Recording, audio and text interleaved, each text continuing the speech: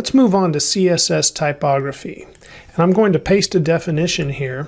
Typography is the way that text is arranged and presented. So today we'll be working with text and font in our CSS. Now you can see I've got a CSS folder with a style.css file, and I have an index.html file today. I'll save the style.css file, and for the index.html file, let's just take a quick look. We've got a basic web page here, and inside the body of the web page, we have a header element and we have a main element. Inside the header element, we have an H1, and inside the main, we have a paragraph. And then we have a simple form, and our form has a label, input, and button. We'll be working with all of those today. Let's go back to the style. I'm also going to press Control B to hide the file tree, and now I'm going to resize VS Code here so it's only on the left of our screen, and on the right we'll have our web page, and I'm using the live server extension, so any changes we make in the CSS will show immediately over here in the web page. You can see the simple web page that we just went over in VS Code. It's got our H1, it's got our paragraph with some lorem ipsum text, and it's got our simple form here with the label, input, and button. I'm going to start our CSS by selecting the body, and inside the body I'm just going to set a padding of 25%. And if you remember the CSS box model, setting padding of 25% sets that on all sides, top, right, bottom, and left. So you can see it put our text right here kind of in the middle of the page, not exactly centered, but it lets us work with it and see it in that regard.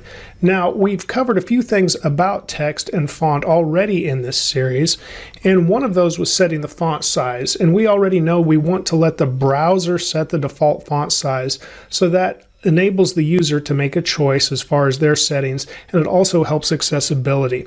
And then when we do set a font size, like I'm about to here on the body, we want to use root EMs. That is referencing the root's font size, or that default font size that the browser sets, which is usually defaults to 16 pixels. So if I say 2 root EMs here, REM, this will probably set it to about 32 pixels. And there you can see we have a much larger font size. And now I can see the padding's a little too large for what I want to do, so I'll put this back to 10%, and there. It's kind of in the part of the page where we'll see it the best, and we'll be able to reference the different things we're going to do to the text and font today. Now also notice, and we learned this as well in the past, that through inheritance, font and text settings are usually inherited. So the children of this body element would inherit the font size of 2 rems unless we set a specific one on those child elements. However, they do not inherit the size here inside of a form. So notice the label has that font size inherited, but it did not get inherited in the input or the button. So after the body here, we could also select both the input and the button, and then inside of this we could say font and inherit, and now they will both inherit that font size that we put on everything else. One other thing we've already learned is that we can change the color of the different text on our page, and we can just do that through the color property. So I'll change this to purple so it's a noticeable change. We can see everything changed here to purple. I really don't want to do that today, but it is one of the things we've already covered, so I'm going to remove that, but now we do know how to change the different colors of our text on the page. Now I want to go ahead and remove this form, as we're not going to use it for the rest of the tutorial. So just quickly back inside of the index.html, I'll select the form, and I can press Shift Alt and the letter A to just comment that form out so we don't see it on the page, but it's still there in the source code if we want to go back to it. And we can do the same here inside of our CSS. So I'll highlight the input and the button style, press Shift Alt and the letter A, and VS Code will comment out the style in the CSS. So we've removed it essentially from our HTML and CSS, but it's still there to reference if you want to go back and work with form elements. Now when I'm speaking, sometimes I will say font when I mean text, but they are really two different things. Notice I'm creating a little extra space here in our CSS. So we have some text settings that aren't impacted by the font choice at all. And let's go over those first. So let's select our paragraph here on the page, and we'll set some text settings for that. And the first one we should go over is text-decoration. And we can see the different choices we get right away when we choose text decoration because VS Code wants to help us. One typical text decoration to set would be underline. So let's go ahead and save this. And now we can see our full paragraph text is underlined. Another choice, which is just the opposite, is overline. And when we set that, you can see now we have a line above the text instead of below it. And then there's also line dash through, and if we save that, it does exactly what you expect it to. It puts a line through the text. Maybe you just have a few words you want to cross out and you surround those words in a span element, and then you set this line through property for that specific span element, and that would probably be a class you would create to do that. So after we've gone over those text decoration settings, the other one you may see is none. Now that is the default for a paragraph text like this, but what if you had a link text? Links are usually underlined by default, and so setting none would remove the underline on a link. And those are the typical settings. I'm not going to go over every setting today because there are so many for text, but I'll go over the most common. The next text setting we'll look at is text transform. And after that, you can see our selections pop up here in Visual Studio Code again. So if we choose capitalize and save, now it capitalized the first letter of every word in our paragraph. Likewise, we could choose lowercase, and now every letter is lowercase, not just the first letter, but every letter. And then we could choose uppercase, and we'll get the opposite as well. And now we have all uppercase. Okay, now after text transform, another very common text setting is text align. What we normally have is align left. So this is typically the default for paragraphs. And you see this, and look to the right. This is not uniform over here. Each line has kind of a different ending point. And this is how we typically see a paragraph when we're looking at a paper or something like that, like a school paper. However, a newspaper might choose to justify, or a magazine, paragraphs. And now notice the right-hand column is uniform here, where it all ends at the same place, just like the left side does. And then, of course, we can text align right, which is the opposite of text align left.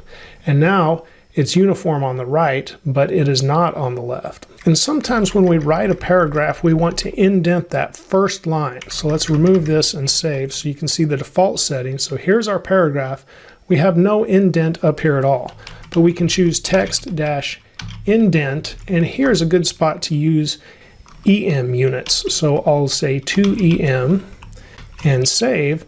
And now we have an indent of 2 M's, that's EM units, and it just indents that first line. Of course, we can set it to a bigger number, and you can see it go over even further, so you can really see it go into action. However, 2 seems about right here, so if we need to indent that first line, we can do that with text indent. And of course, there are more text settings that you can pull up as well, and refer to MDN, the Mozilla Developer Network, where they have great documentation for all of these. Another way to find out about text properties besides MDN is to just type text, and then you can see Visual Studio Code start to make suggestions here for some other settings you may want to look up, but I've gone over the ones that I believe are the most commonly used. Okay, I'm going to save again so we get back to the default for our paragraph, and there's a few other properties that impact typography that do not start with text or font. So let's quickly go over those. And one is line height. Line height accepts units just like we went over in our unit and sizes tutorial. So we could use different percentages and things like that. However, it also just accepts a number, and the default is usually right around 1.2. So we probably won't see much of a change to our paragraph when I set the line height to 1.2.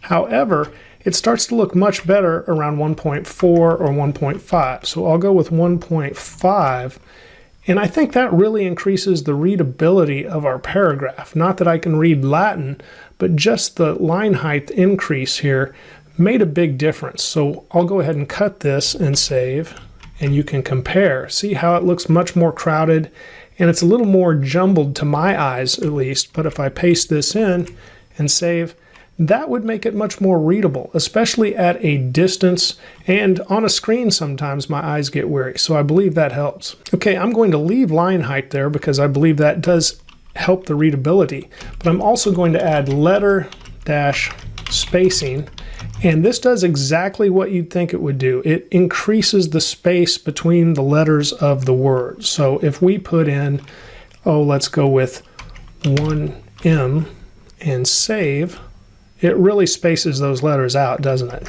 We probably don't want to stick with that unless we're going for some kind of special effect.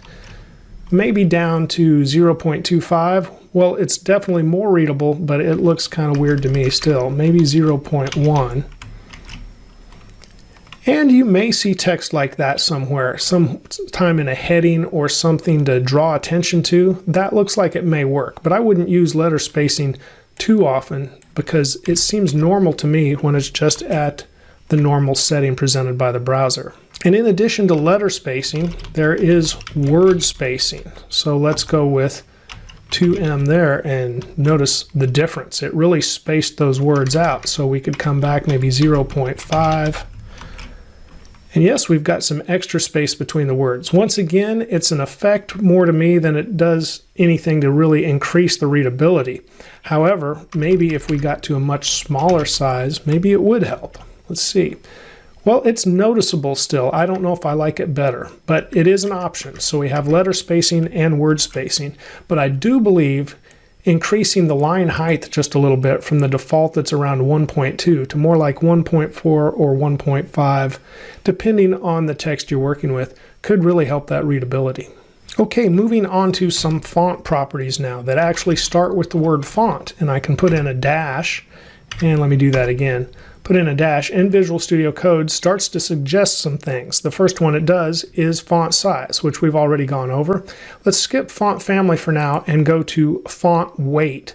So for the font weight, that's essentially whether it's bold or not, and normal, or the default, is right around 400. So if I save this, we won't notice much of a change. Well, I noticed a bit of a change. Let's see what 300 is like.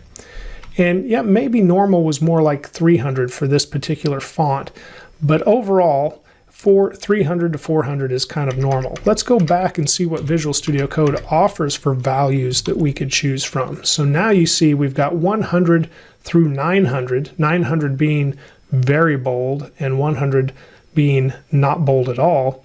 And then there's also just some words we could choose: bold, bolder, lighter, and then of course normal. So let's go with normal and see what that looks like. Well, normal looks more like what we had at 400 there. Let's go with lighter and save. And it's not too light, but it's noticeably lighter than it was. Let's go with bolder. And that's very bold. We can definitely see the difference there. So 100 would be very light, and 900 would be very bold. And if you don't set the font weight, you can expect it to be somewhere right around what normal was to begin with. Now let's look at font dash style. And if we set font style, we're setting possibly the italic setting. And if we save, that's exactly what you would expect. We have italic text. There's also oblique, which essentially is a stronger italic. It just has a little bit more emphasis there. And as you might expect, after learning about font weight, it also has a normal setting. So that is the default, and it's basically that without setting a font style as well. Okay, now we get to the big settings, something we typically set not on an individual paragraph unless we want to change the font specifically for the paragraph, but let's set this on the overall body of the page. And this is the font family property. Notice Visual Studio Code is providing lots of suggestions here that we'll go over in just a minute, but there are some main generic families, and one is serif. And if I save, it's pretty much what the browser default already was. And this is the type of font family that we see in academic papers, newspapers, papers you'd see in school overall. However, on the web, it's much more popular to use the sans serif family. If I save that, you can definitely see the change here. And this text is more like you would see on many popular web pages, even though there may be variations of. Then another generic family is monospace.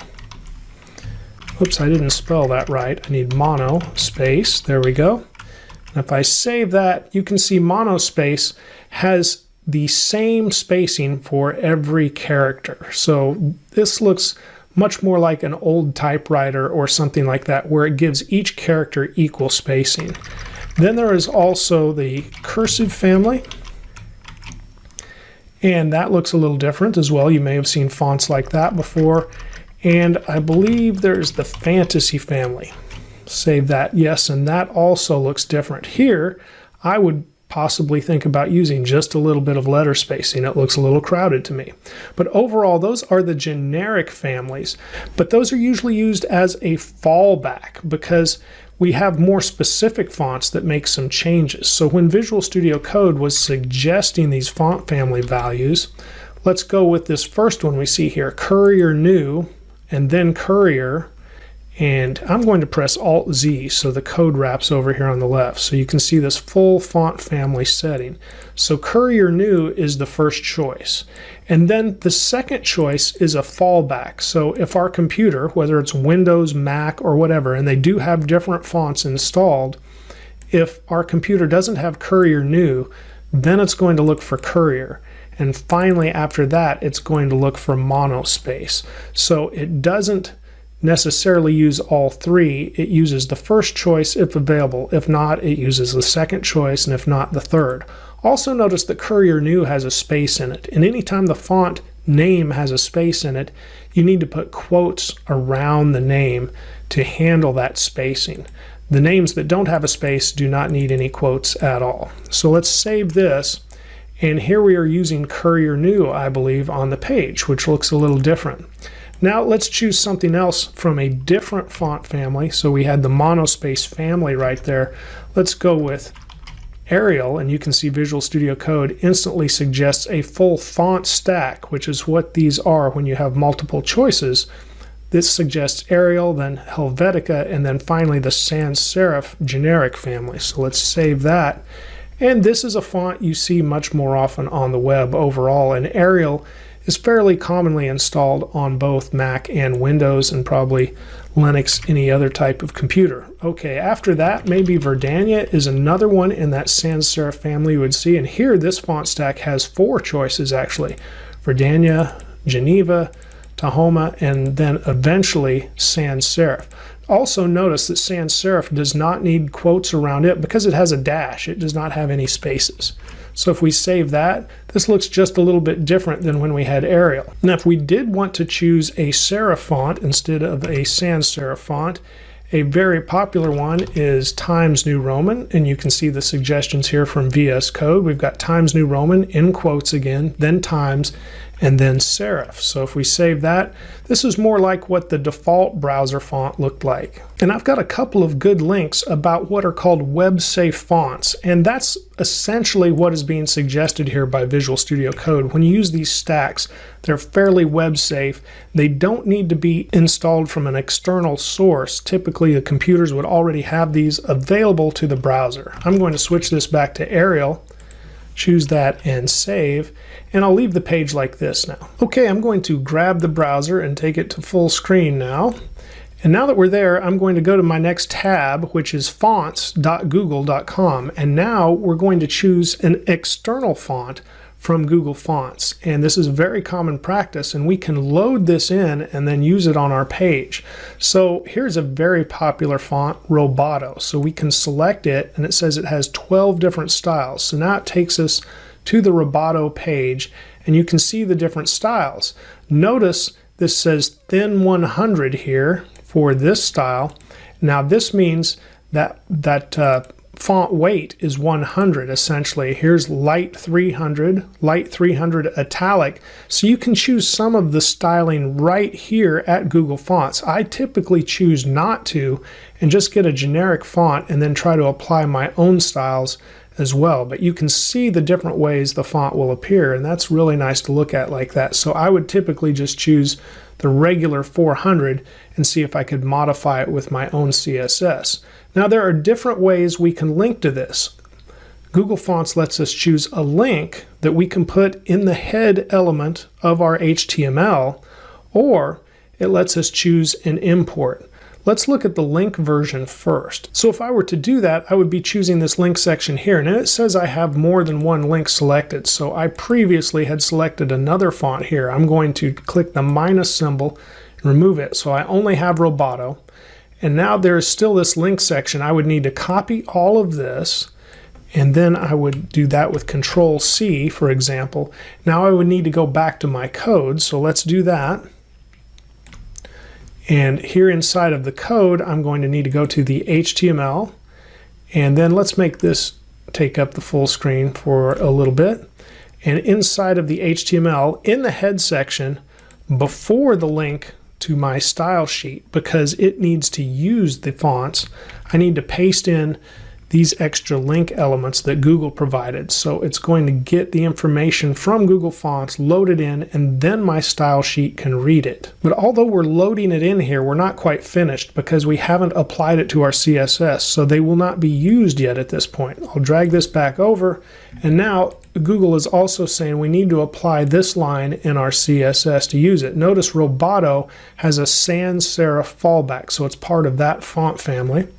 I'll copy that, go to the CSS, and where I had Arial, Helvetica, and sans serif here, I will replace it with what Google suggested and provide Roboto and sans serif.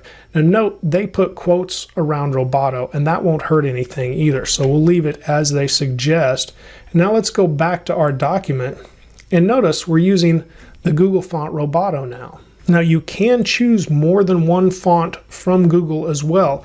The more you attempt to load in from Google though, the longer your page will take to load. So I suggest grabbing no more than you absolutely think is necessary. I do want to show you how to use the import in your CSS instead of the link in your HTML. So let's click the @import here, and now you can see it's not quite as much code. And what else I like about this is it goes right in your CSS if you want it to. Notice they put it between the style element, which could still go inside of the head of your HTML if you were to copy all of this. I'm not going to select the style element tag, the opening or closing, just what's in between, because I'm going to put this directly into my CSS file. So now that I've copied the @import statement, I would normally put it right up here at the top of my CSS, and you want it before it would load anything in. Now, of course, this is wrapping the code because it's a longer line with the URL, but I'm going to save this. I'm going to go back to the HTML, and I'm going to remove all of those links that we had, of course, leave our own style sheet.